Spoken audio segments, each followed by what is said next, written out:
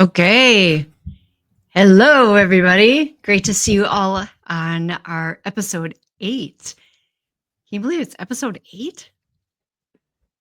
And that's well, you can't see all my hands. No, right there. Eight, Yep. eight. Yeah. Okay. Yeah. Gone Yeah. fast. Yeah. Awesome. This is exciting. Well, we're super excited to be back again this week with all of you. And again, sharing more content on the Trip and Thompson podcast, where we're focused really on each and every one of you and where you are in your journey as far as an entrepreneur, growing, extending your career, finding success in all aspects of career and life. And then, of course, covering the great adventures and life's journeys.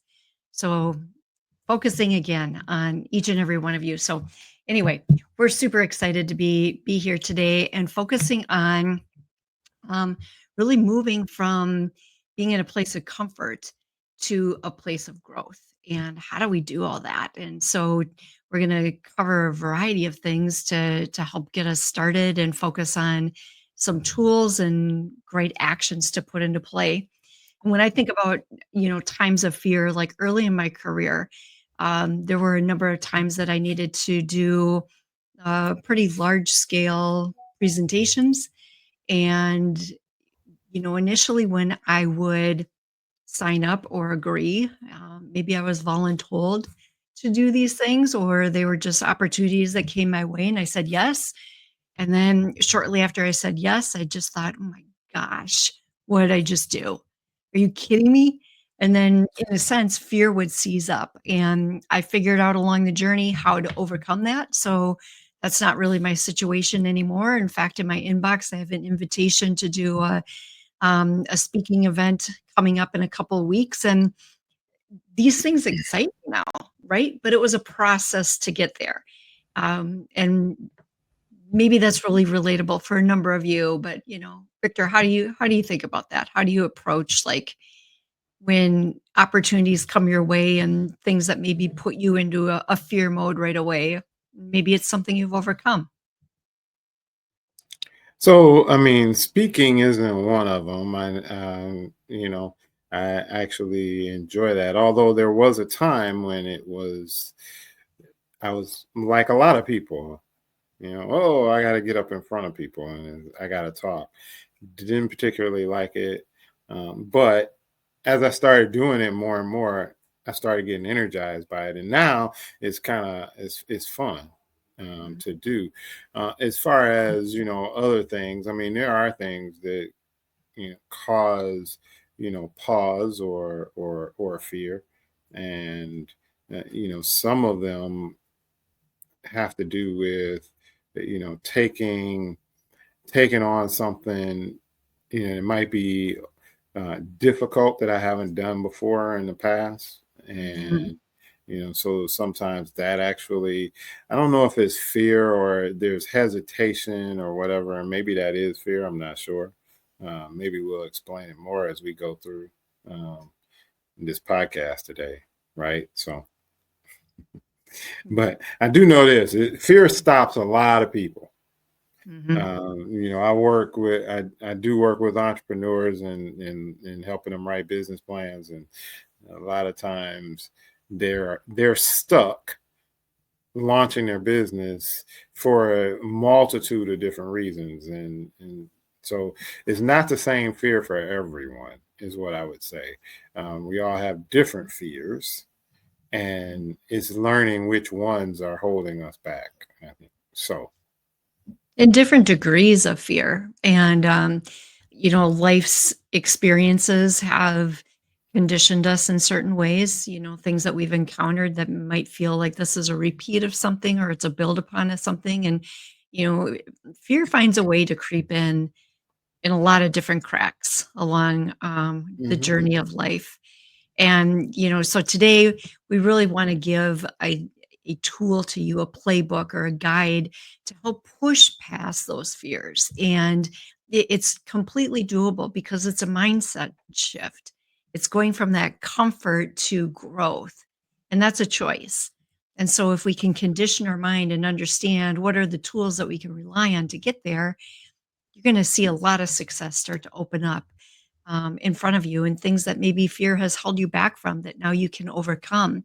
And so we're going to provide things that are, science backed tools. We're going to provide some real stories of different leaders who have gone through this journey themselves.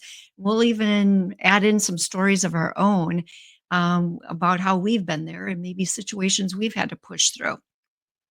So, with that, Victor, you want to kick it off and let our listeners know who we're going to talk about today? Sure. Some of the real leaders. I mean, you mentioned some of the leaders that we might talk about. There's three in particular that we'll address: Whitney Wolf Herd, Howard Schultz, Tope Awatana, and we'll address different things that they did to turn their biggest fear into what we might say is that rocket launch fuel to success. So how they became successful, and like Raquel said, also maybe add in some other stories that we have as well. Yeah, for sure. Stories are always good, right? They're relatable, um, to some degree. And I think what they help illustrate too is that everybody's been confronted with fear at some point. And, um, I think it's really nice to, the way you said it is like, how do you use that as rocket fuel to catapult Mhm, your success? And if we mhm, could look at that more from what's being presented to me, how do I turn that into fuel? Oh my gosh, totally different way of looking at how challenges intersect with us. And so we're going to break this down into four segments, and in the four segments, we're going to provide to you three powerful tools that are just really simple, easy to apply, very actionable. Like, we're going to get you going today. So what do you say? Let's jump in and make this thing happen. yeah, let's make this happen. The first thing we want to talk about though is how your brain actually sabotages you.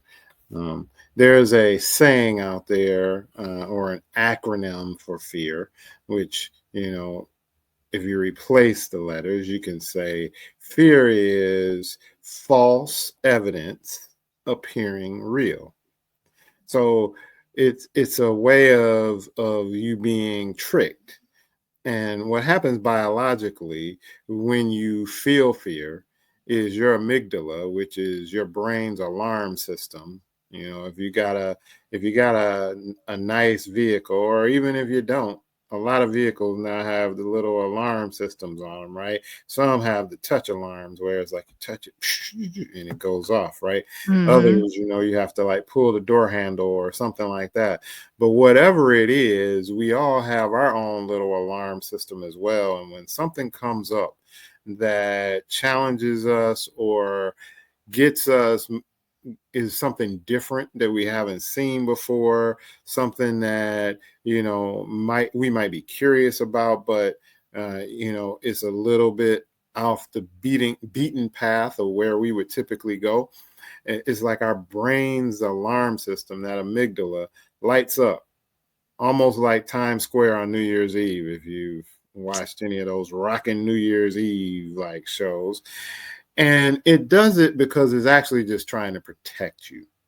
Hmm. It goes back in the caveman days when they were standing in front of a saber-toothed tiger, and they had to decide if they were going to actually take action and have dinner make the saber-toothed tiger dinner, or whether or not they were going to be afraid and they were going to become the dinner for the Yeah. saber-tooth tiger. So, Yeah, so true. And, fear that people encounter every day may feel like that saber-toothed tiger standing and frothing and drooling in front of them.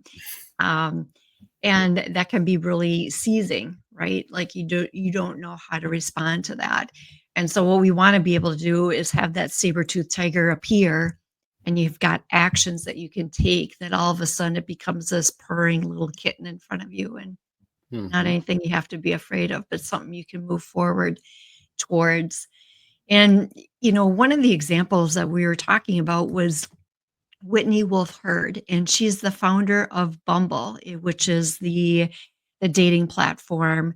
And how this came to be is off of the backs of a really horrific experience that Whitney encountered at a previous company where experienced sexual harassment.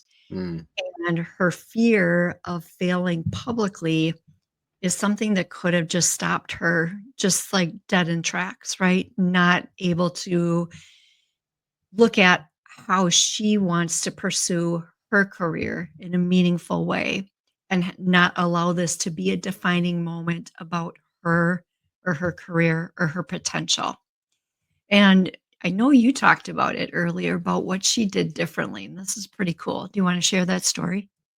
so she used something that psychologists call cognitive reappraisal. Big words, man. Got to Yeah, break this they are down. big What does this words. mean? You know, if you really break it down, you can probably get it. However, it's about reframing. And reframing is such a powerful tool. If you reframe, you, in this case, she reframed her fear into excitement. Mhm. So it sounds counterintuitive, but okay, bear with me. When she launched Bumble, she told herself, "What I'm doing, this isn't scary. This isn't terrifying. It's a thrill. It's the thrill of building something revolutionary." So if you think Mhm. about it, you're trying to reframe your brain so that your brain now thinks, "Hey, you know what? I'm not dinner for the saber-toothed tiger. No, the saber-toothed tiger is going to be a nice, juicy meal for me and my family." Aw. Why can't it be like the family pet? Why do you have to go there and make it the dinner? Okay, well, back then, I don't know how many pets they had, but I have no idea. But let's just Oh. take the saber-tooth tiger off the table, okay? Because I actually like tigers, so I wouldn't mind having one for a pet. Okay. Um, we're gonna introduce tool number one, which is the 3-second reframe. Mhm. So there's three steps. One, when fear hits, you pause. For guess how long? 3 3 seconds. seconds. That's right. Yeah. And then you say out loud, "I'm excited about blank because blank." And then right after that, you take one immediate action. Mhm. So, for example, before we even started this podcast, it was like, I need to do something that actually that I'm taking a chance, right, with the podcast with. And the first thing I thought about was putting on my Black Lives Matter hat. But I was like, yeah, but then people might be thinking I'm just continuing to be political or something. And so that fear hit me and like, no, I shouldn't do it. And then I literally did this because since we were practicing, it was a good Yep. time. I Mhm. paused, counted to three, and then I said out loud enough, right? "I'm excited about wearing this Black Lives Matter hat because it is going to show people that we care about significant issues." And so I took the next action, which was I put the hat on, right? And then I'm wearing it right now.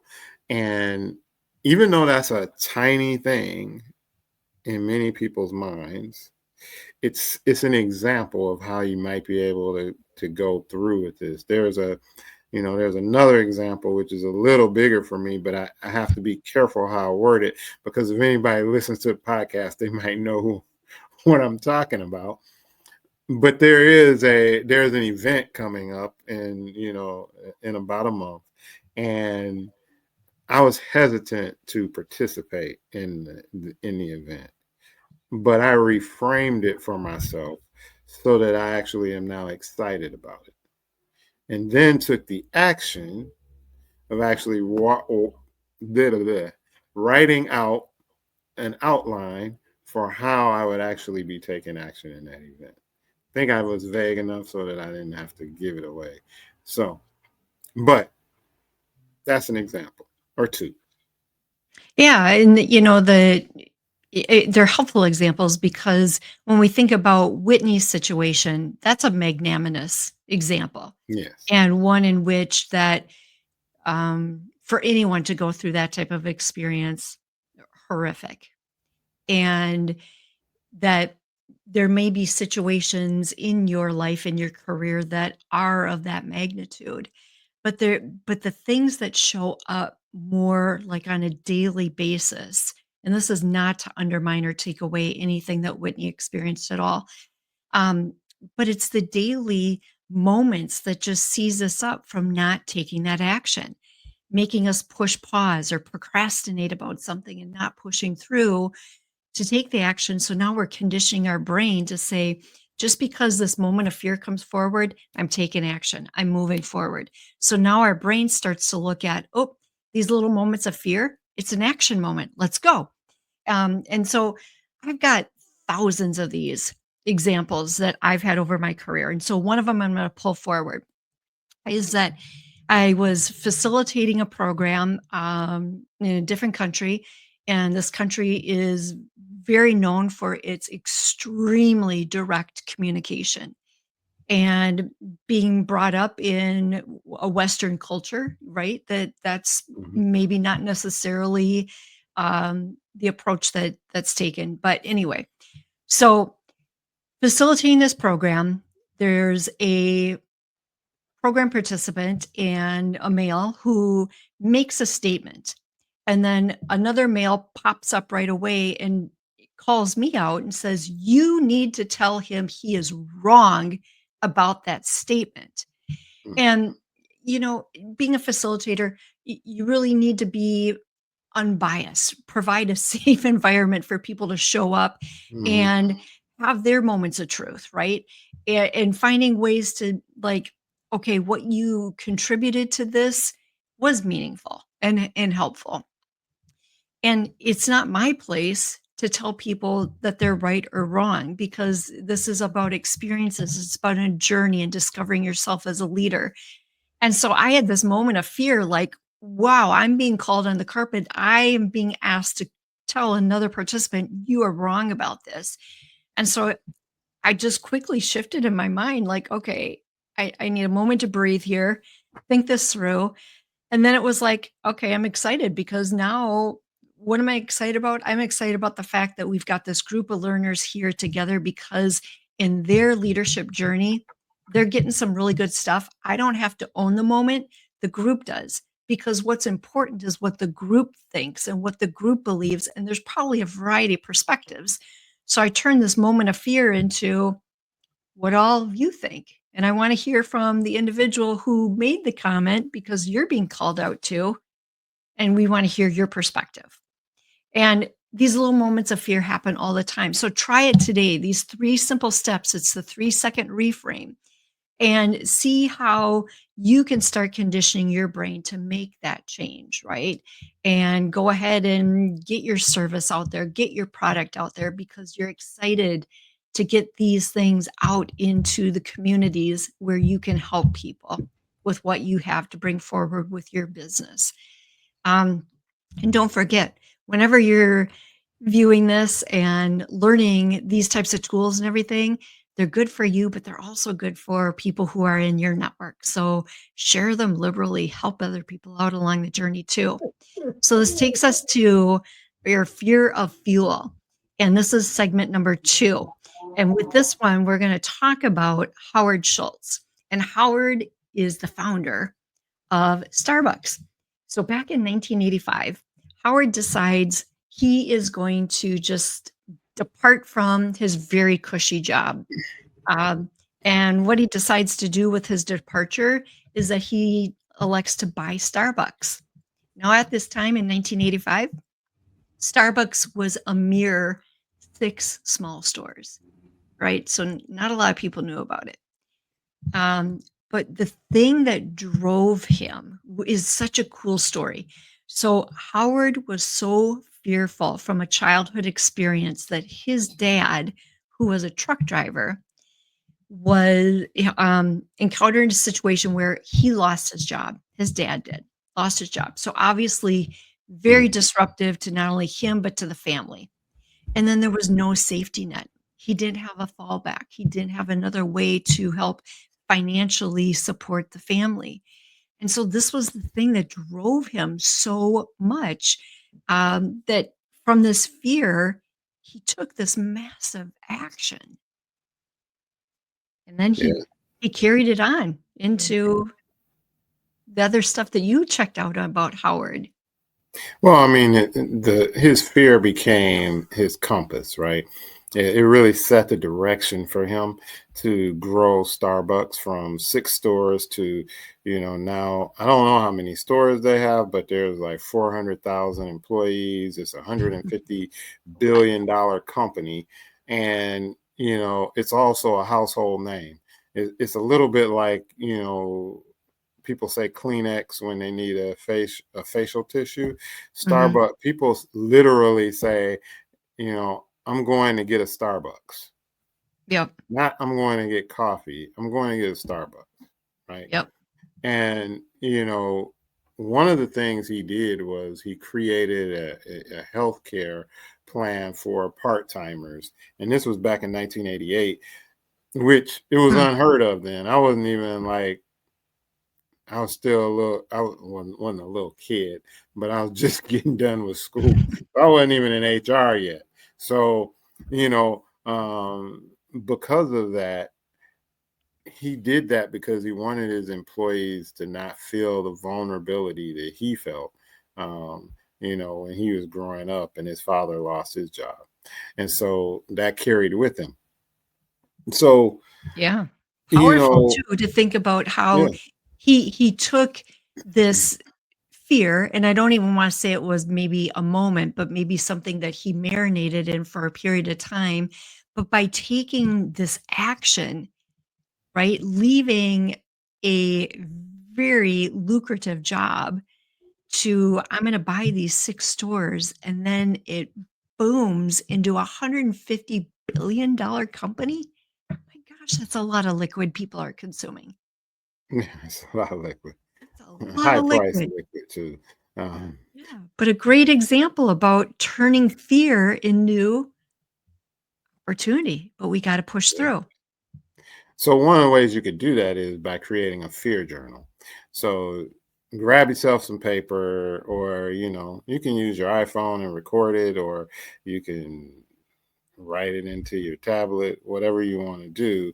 Just record down your biggest fear, the top business fear you have, and then you want to answer for yourself, what's the worst thing that could happen? So here's your big fear. What's the worst thing that could happen because of it? It's that worst case scenario planning, right? Because then once you know what it is, you now say, well, what's your plan for it? Or how could you recover from this worst case scenario happening? You can actually even do this outside of business, right? You can do this with things that happen in an everyday situation, right? What's the worst thing that can happen? And then how do I recover from that? Mhm. Then you ask yourself, what's the best possible outcome? And really think about what's the best case scenario that could occur. And you weigh the risk, the worst case thing against the reward of the best possible outcome. And that's something that Tope Awatana did in designing and building Calendly.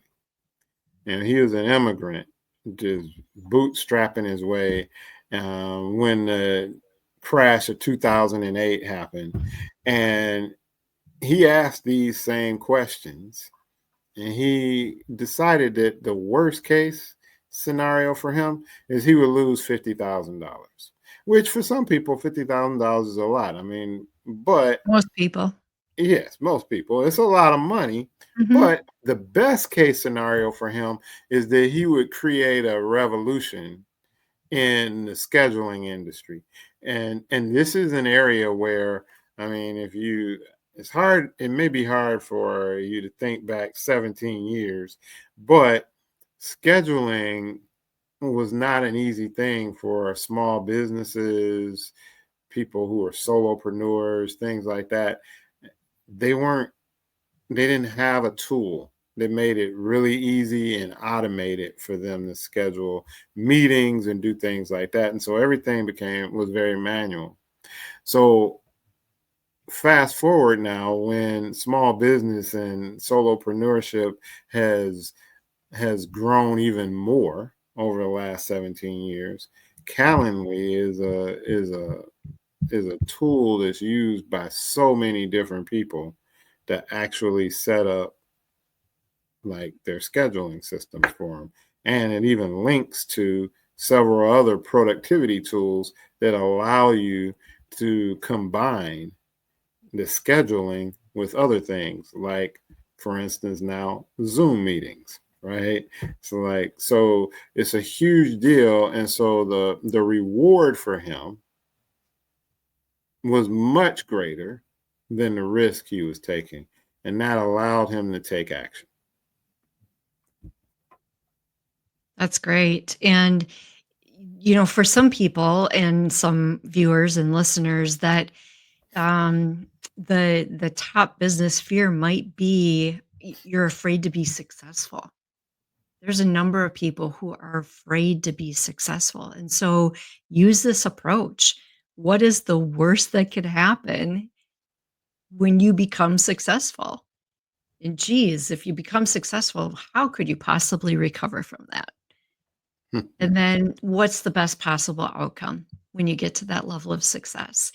And then I think about, one recently I've been, evaluating a real estate investment opportunity. And, I got into this moment of, oh my gosh, this might feel like a little bit much. And the 3-second pause came to play. And so I paused and it was like, no, take action. So the action I took is like, I just needed to do some more research and make sure that I had checked all the things that could diminish or risk mitigate where my fear was coming from. And then I look at it from the standpoint of what's the worst thing that could happen? Well, the worst thing that could happen is it could completely go wrong. And how do you recover from that? Well, you either build upon this is where we're at, or you start all over. But then what's the best possible outcome? Best possible outcome is it's wildly successful. And everybody, when they're involved with us, we have partnerships through the journey. Everybody wins. Everybody wins. And it's like, that is the compelling piece for me. Gotta go. Gotta keep pushing through. Um, and so with that, let's go on to segment 3, which is your anti-fear toolkit. And with this one, it brings up about for Ariana Huffington's game-changing tool. So she encountered a situation it was back in 2007 that she actually collapsed from exhaustion. And what she realized is that she had this immense fear about not working hard enough and that this was literally killing her. And I think about over my career, the number of situations that I've encountered with people that I'm coaching or mentoring or working with and people who are seized up with fear. And so just two quick examples. One individual, um, the vessels popped in their eyeballs and they started bleeding from their eyes. Another individual started to go into a panic attack and hyperventilating. And so these things are very real about when we hold on to fear and what it's doing to our bodies and manifesting in our bodies, and to the point that if we stay in this place, yeah, it can literally start to kill us. And so we don't want to have that happen. So instead, what was the solution Ariana came up with? Well, first, I have to mention, you're talking about eyeballs popping out, and then you're No, worried they don't about pop out. saber-tooth tigers. That's all. But anyway, her solution 5% braver system. 5% braver. How does it work? Three steps. Three steps. It's key to so many things. Three steps. First, identify an area where right now you have some fear or you're playing small. And then number two, each day do something that pushes you 5% braver in that area. And number three is you track your bravery wins. So if you really want to, be uh, economical here, you can actually take a journal and you can have the fear the fear part on one side and the brave part on the other side, and you can actually track the thing you fear and make that part of the brave, and really like build out, here's my journey of being braver and braver every day, towards something that, um, right now has a chokehold on me. Yeah. So let's think about like, for those of you that are running a business and you want to grow your business, and the opportunity on day one could be you're going to email a potential mentor. So somebody who's been through the process already and has the capability to pour into you some insights and be a sounding board for you or and challenge you so Mhm. that you're thinking stronger, bolder, uh, to help you move towards the actions that you need to take. So that's day one. Let's go to day three. Now, day three might be that you're going to ask for a certain percentage of a higher rate on your product or your services that you are charging for. And then on day seven, well, now you're ready to go ahead and do a pitch to a new client, and so it's just these continuous builds, and again, they don't have to be massive, they have to be 5%, and you evaluate what that 5% looks like for you, but the thing is that it's really important just to take the action and continue that journey until you've satisfied whatever that one fear is that's getting in your way. When you really work at that one fear, you're giving that consistent focus to it. Your brain's going to be focused on it. So, it's squashing the amygdala, right? And Yep. then if you remember from our last episode, it's creating that activation in your reticular activating system. So your brain is like really lit up then. So taking those tiny consistent steps to rewire your brain so that you're focused on growth as opposed to fear. As opposed to fear. Absolutely. And again, your brain will get there because the more actions you take like this, when fear creeps in, your brain will start recognizing that this is action taking and it gets excited. So it starts priming you to fear enters your pathway. We got to take action, right? And this is becomes immediate. So it's conditioning the brain to do this. So here's your challenge for the week. So this is we're rounding it out here now. Is the live fear challenge. And so you're going to pick one fear that's holding you back. And then of that, you're going to use one of the three tools that we've already talked about. So you've got the 3-second pause that you can do. You've got the fear journal, and then you've also got the 5% braver system. So, one fear holding you back, just select one of the tools that you're going to apply towards it and take the action. Get moving. But remember, we love to hear your stories. We love to hear about your journey. And so keep us informed too. We want to celebrate along with you. And the only way we know how to celebrate you is understand where you're at. But we're also here for you if you need us for any encouragement, any coaching, any mentoring to be a sounding board. Let us know how we can continue to support you on your pathway of success. Yeah, so especially if you stumble along the way, no better time than to reach out. So for a coaching session than to when that happens, because a lot of times we think that the failure or the stumbling is the thing that then signals that maybe we shouldn't be doing this. Mhm. But we're gonna flip the script on that and have you think about it like this: is that every time you do this, you're taking action. So you should celebrate the action, not the outcome, right? Because moving into your growth zone is about pushing past that fear. And the fear component is you taking the action. So when you take the action, you're pushing beyond the fear and moving into the growth zone, which then means you should be yay, yay, celebrate, right? And as Tope Awatana would say, the only true failure is not trying because you're scared. Each of these leaders had their statement to put out there because Whitney Wolfe Herd also told us that fear is um, just your future self cheering you on from the other side. So Yeah, you're yeah. already there. The cheering's happening. You just got to get to that finish line. So you got to go get it. You got to go get it and double check your financial projections along the way too, though. But anyway, just Never just to hurts. That can be say peace of that mind, right? That can mitigate some fears. it can, but remember all the things we talked about so that you can pick something out that you will be willing to take that one small step, right? So that you can move forward this week.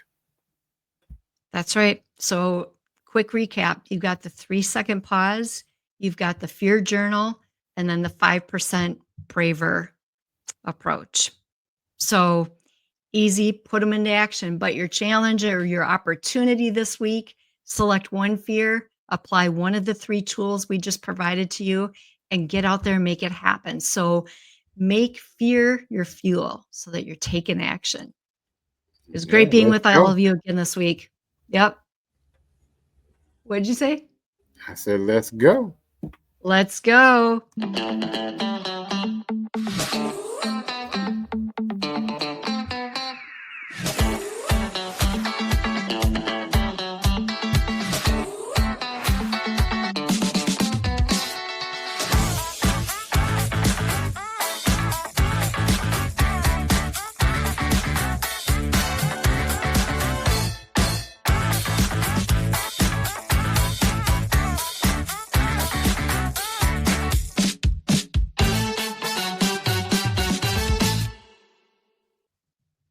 See you next week. See ya.